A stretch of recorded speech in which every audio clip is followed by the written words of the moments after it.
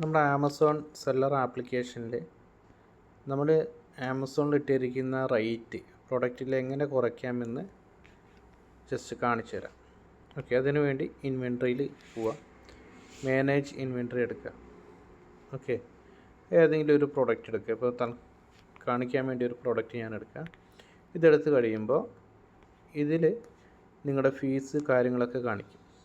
Okay, ഇപ്പോൾ 149 രൂപയാണ് ഇതിൽ ഓൾറെഡി ഇട്ടേക്കുന്ന വില. ഓക്കെ, ആമസോണിൽ ജസ്റ്റ് നമുക്ക് പോയി നോക്കാം.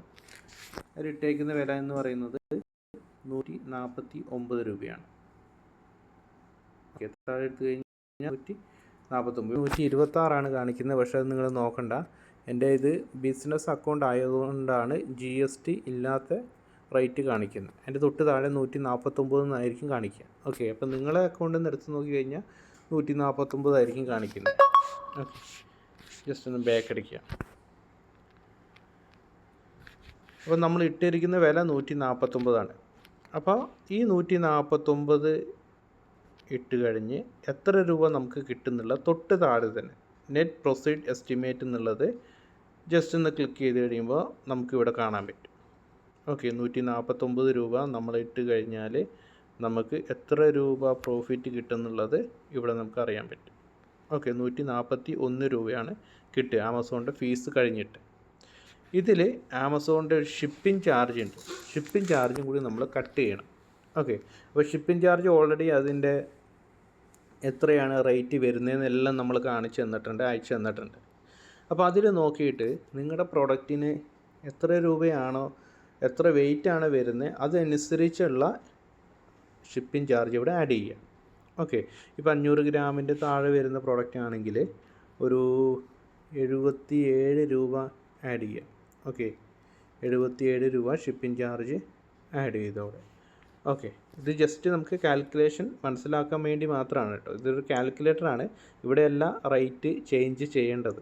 ഓക്കെ, ജസ്റ്റ് ഒന്ന് നിങ്ങൾക്ക് ഇത് റവന്യൂ കാൽക്കുലേറ്റ് ചെയ്യാൻ വേണ്ടി ഉള്ളൊരു ഓപ്ഷനാണിത്. അപ്പോൾ ഇവിടെ ഞാൻ എന്ത് ചെയ്തു, ഷിപ്പിംഗ് ചാർജും കൊടുത്തു. അപ്പോൾ ഷിപ്പിംഗ് ചാർജ് എല്ലാം കഴിഞ്ഞിട്ട് 64 രൂപ 91 പൈസയാണ് ഈ ഒരു പ്രൊഡക്റ്റ് വിറ്റ് കഴിയുമ്പോൾ എൻ്റെ കയ്യിൽ കിട്ടുന്ന പൈസ. മനസ്സിലായല്ലോ? അതേസമയം 500 ഗ്രാമിൻ്റെ മേലെ വരുന്ന പ്രൊഡക്റ്റ് ആണെങ്കിൽ നമ്മളൊരു 120 രൂപ ഷിപ്പിംഗ് ചാർജ് ചെയ്ത് കാണിക്കും. ഓക്കെ, അപ്പോൾ എന്ത് ചെയ്യും, ഇവിടെ റേറ്റ് മാറും, 21 രൂപയെ പ്രോഫിറ്റ് കിട്ടുള്ളൂ. ഓക്കെ, അപ്പോൾ ഇവിടെ എന്ത് ചെയ്യും, ഞാൻ 77 രൂപ ജസ്റ്റ് ഇട്ടു, 64 രൂപ കിട്ടി. ഓക്കെ, അപ്പോൾ ഇവിടെ വിലയുണ്ടാവും. ഓക്കെ, ഇവിടെ ഐറ്റം പ്രൈസ് ഉണ്ടാവും. ഈ പ്രൈസൊക്കെ ഒന്ന് ചേഞ്ച് ചെയ്ത് നോക്കുക. ഓക്കെ, അപ്പോൾ നിങ്ങൾക്ക് കൂടുതലാണ് പ്രൈസ് ഇടണമെങ്കിൽ നിങ്ങൾ എന്ത് ചെയ്യുക, ഇവിടെ ഒരു 190 ഇടുക. ഓക്കെ, അപ്പോൾ 190 ഇടുമ്പോൾ എത്ര രൂപയാണ് നിങ്ങളുടെ കയ്യിൽ കിട്ടുന്നതെന്നുള്ളത് ഓട്ടോമാറ്റിക്കായിട്ട് ഇവിടെ കാൽക്കുലേറ്റ് ചെയ്തിട്ട് കാണിച്ചു തരും. 105 രൂപ കിട്ടും എല്ലാ ചിലവും കഴിഞ്ഞ്. ഇത് ഒരു കാൽക്കുലേറ്ററാണ്, റവന്യൂ കാൽക്കുലേറ്റർ. അപ്പോൾ ഇത് വെച്ചിട്ട് നിങ്ങൾക്ക് അതിൻ്റെ ഫീസും കാര്യങ്ങളൊക്കെ നിങ്ങൾക്ക് മനസ്സിലാക്കാൻ പറ്റും. ഓക്കെ, ജസ്റ്റ് ഒന്ന് ബാക്ക് അടിക്കുക. ഓക്കെ, ഇനി ആണ് ഞാൻ കാണിച്ചിരുന്നത് പ്രൈസ് എഡിറ്റ് ചെയ്യുന്നത്. ഓക്കെ, ഇവിടെ അപ്ഡേറ്റ് എന്നുള്ള ഓപ്ഷൻ ഉണ്ട് ഇല്ലേ. ഇപ്പോൾ 149 നമ്മൾ കൊടുത്തിരിക്കുന്ന വില. ഓക്കെ, അപ്പോൾ അത് എന്ത് ചെയ്യണം, 159 ആക്കണം.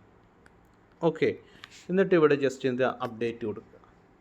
ഒരു 15 മിനിറ്റ് കൊണ്ട് ഇതെന്ത് ചെയ്യും, റിഫ്ലക്റ്റ് ആവും Amazon.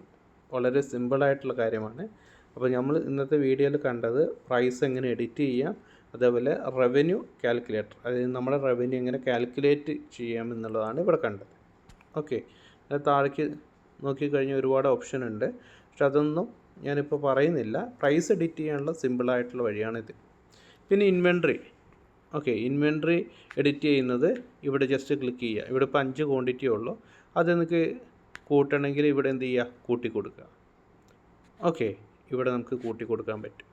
Okay, then product edit ചെയ്യണമെങ്കിൽ കാറ്റലോഗിൽ എഡിറ്റ് ഓപ്ഷൻ ഉണ്ട്, എഡിറ്റ് ചെയ്യാൻ പറ്റും. ഓക്കെ, അപ്പോൾ ഇതാണ് പ്രൈസ് എഡിറ്റ് ചെയ്യുന്ന വീഡിയോ.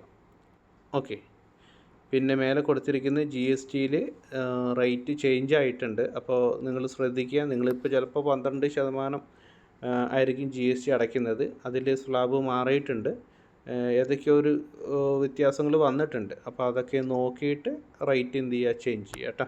Okay, thank you.